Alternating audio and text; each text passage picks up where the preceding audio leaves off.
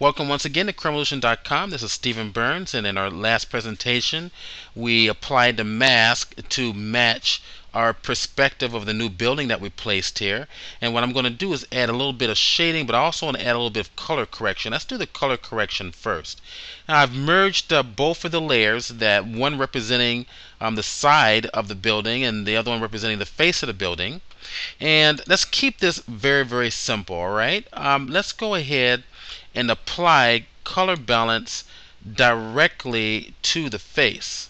And I'm going to hit Command B for color balance. And right now what I'm seeing is a lot of yellow in here in relationship to the rest of the scene. So let's pull it away from the yellow spectrum of light in the midtones and go a little bit more bluer. And let's do the same thing by pulling away some of the red as well.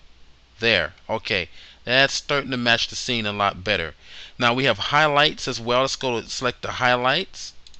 And let's go ahead and pull the red out of the highlights. There we go. That's a little bit closer.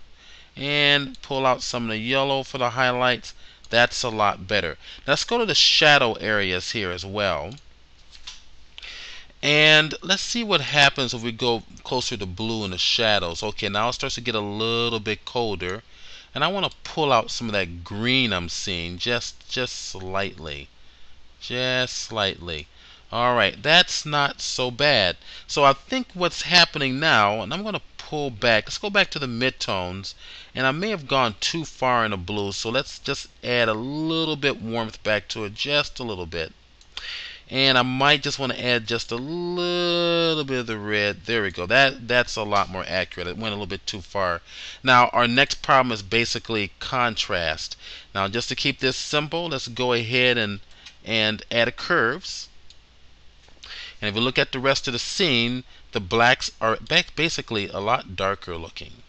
Alright, they're a lot richer in the rest of the scene. So let's match the blacks in the rest of the scene. And let's give it a slight stronger highlight. Just very slight. Let's come on over to here.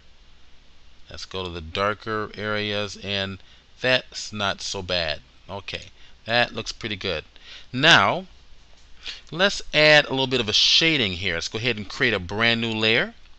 And all I'm going to do is this. I'm going to hit the D key for default, black and white default. And I'm going to hit the B key for my brush. Hold the option and the right click. That's going to allow me to zoom back and forth. Now don't forget right and left zooming back and forth with the right click.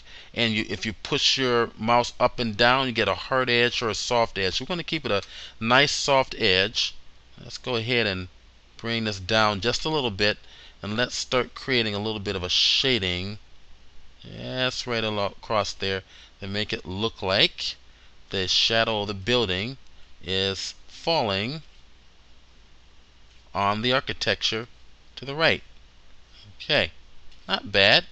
Now what I'm going to do is apply this layer mask to this particular layer that has the shading. But before I do that, let's give it a multiply so we can see some of the natural colors coming through the darker areas.